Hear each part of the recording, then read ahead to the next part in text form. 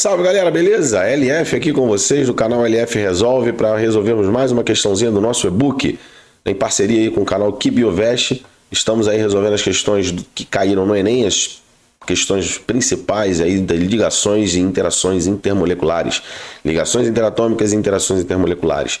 Então vamos lá, sem mais delongas, vamos resolver a questão 2 com LF. Vem comigo.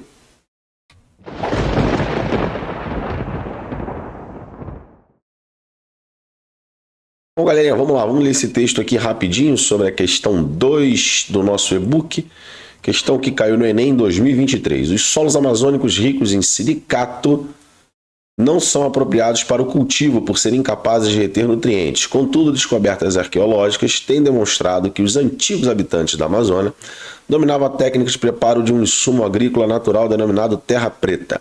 Esse insumo era constituído principalmente de uma espécie de biocarvão, ou biochar, obtido da queima da matéria orgânica como troncos de árvores, pedaços de ossos e esterco, capaz de manter um solo fértil por anos.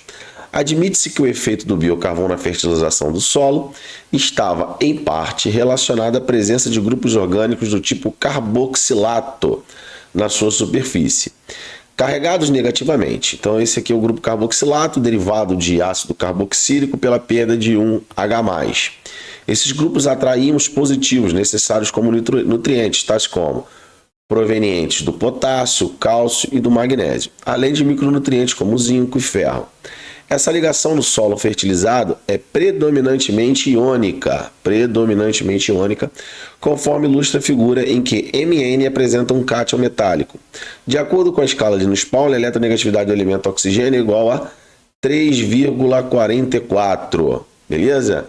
Então vamos lá, galera. O que ele está pedindo aqui na questão? Vamos para o comando. O quadro apresenta os valores de eletronegatividade de 5 elementos metálicos. Então nós temos aqui, ó, potássio, cálcio, magnésio, zinco e ferro.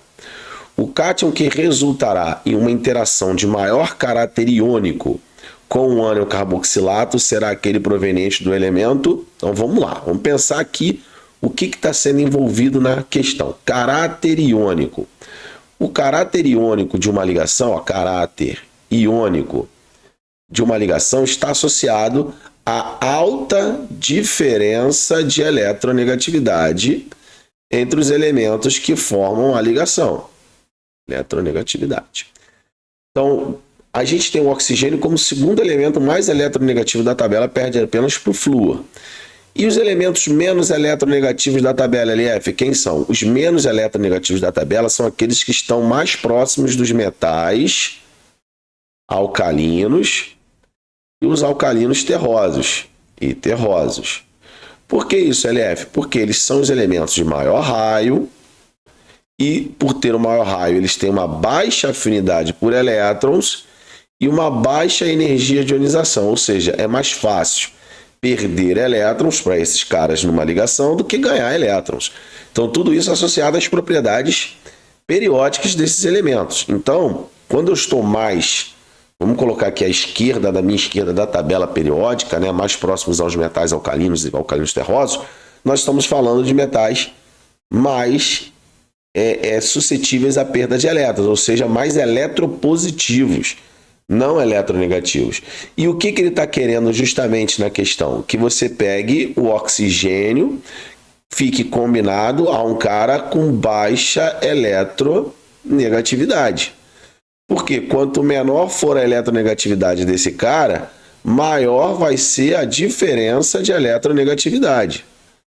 E quanto maior a diferença de eletronegatividade, maior o caráter iônico. Então, a eletronegatividade de metal alcalino, ó, é baixa. Metal alcalino terroso também é baixa se comparado aos outros dois metais. Então, ó, o zinco e o ferro já estão fora, porque a eletronegatividade deles é mais alta, né, vai ser mais alta, e isso vai diminuir, né, o valor da diferença de eletronegatividade. A gente tem um valor aproximado de diferença de eletronegatividade e tem que ser superior a 1,7 para considerarmos uma ligação com caráter acima de 50% iônico. Existem algumas, né, se a gente estudar a fundo esse assunto, existem algumas exceções, mas para a gente aqui na prova do Enem, a gente pode considerar desta forma. Então, quando a gente olha aqui, a gente vê o potássio como sendo o cara de mais baixa energia de eletronegatividade.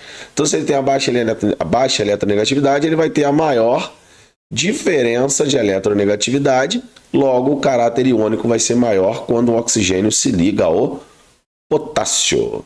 Beleza, galera? Então, uma explicaçãozinha aqui que o LF deu, mas também colocando alguns assuntos importantes, tá bom? Então, a gente tem lá na tabela periódica, só para a gente finalizar, ó, na tabela periódica, se a gente pegar a tabela aqui, ó, a gente tem desse lado aqui da tabela, ó, desse lado aqui da tabela, os elementos eletropositivos e aqui desse lado nós temos elementos mais eletronegativos. Tudo isso por causa do raio.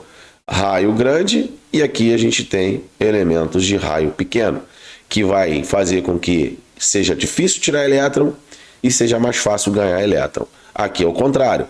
Aqui é difícil ganhar elétron e fácil perder elétrons. Show de bola, galera? Então, vamos para a questão 3? Vamos resolver. Vem com o LF.